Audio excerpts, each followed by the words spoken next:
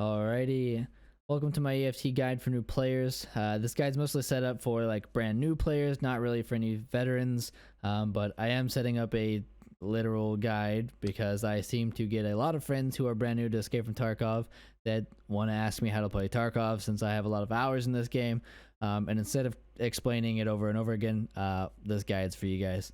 For anybody that's not a part of the friend group that I play with and are just new to Tarkov, feel free to watch the video. You may learn a few things, and there might be some videos after this one for more in-depth things.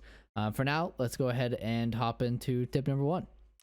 Alright, looking at tip number one. Whenever I have a new friend that's coming into Tarkov, I usually tell them to go ahead and take everything off of their person and put it into their stash. The reason for this being is, since you haven't played any Tarkov, or if you're not very familiar with it, there's no point in bringing in the starting gear, the M4 and all that kind of stuff, depending on which side you chose, because it's relatively decent gear, and if you're not at all familiar with the maps and whatnot, then there's no point in bringing it in because you're probably going to die and lose it anyway. So for now, just grab a pistol, put it in your holster, and you can take that in for now. And my advisement would be to run the maps offline. But tip number one that I give people who are at least somewhat familiar with the game: how to loot. I see time and time again people will take things and try to loot them off of dead bodies by dragging them directly into the squares. You don't actually have to do that. Instead, you can control click, which will put it directly into your inventory. If it's clothing or a wearable item, you can alt click and put it directly onto your person.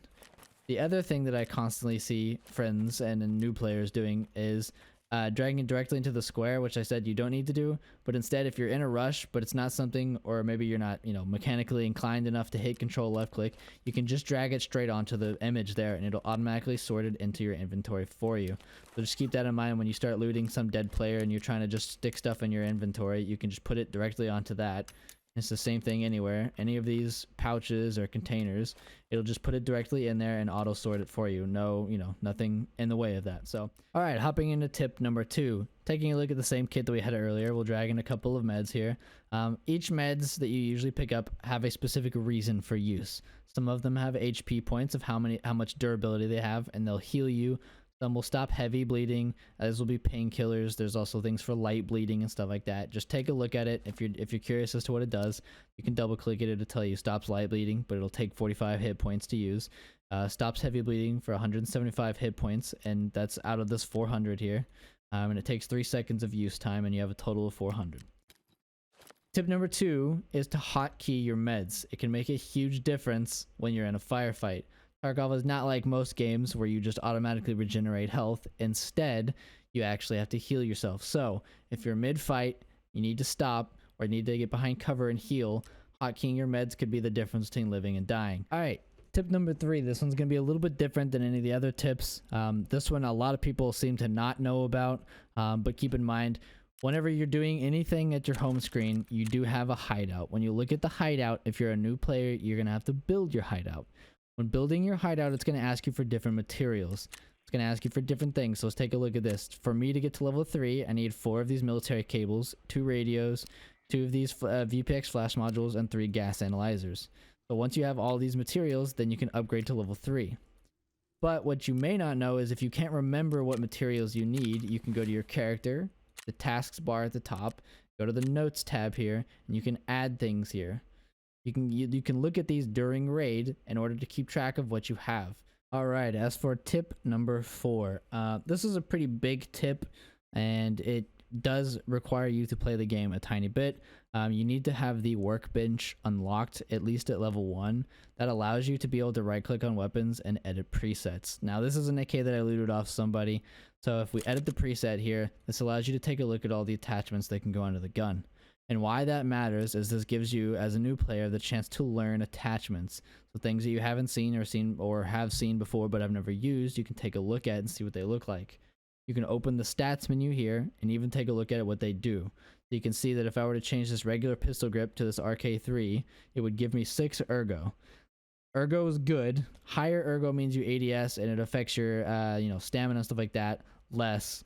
So it's good to have high ergo, but you also want to kind of balance it out with vertical recoil being lower. Horizontal recoil, not a huge deal unless you're using canted sights, but for the most part you probably aren't unless you're more of an experienced player. Alright, tip number 5, we're actually going to be taking a look at the controls because this will be a huge difference. So tip number 1 was all about looting. Tip number 5 is going to be after you're used to looting and being able to control or alt click or dragging things, you're going to be wondering probably how do people discard things so quickly? Well, that's what this button's for. Instead of having to hit delete whenever you're hovering over an item, you can bind it to a mouse button or a button that's easier and faster for you to click. What this does is when you're hovering over something, you can just press that and it'll automatically throw it off of your character if you're in raid onto the ground.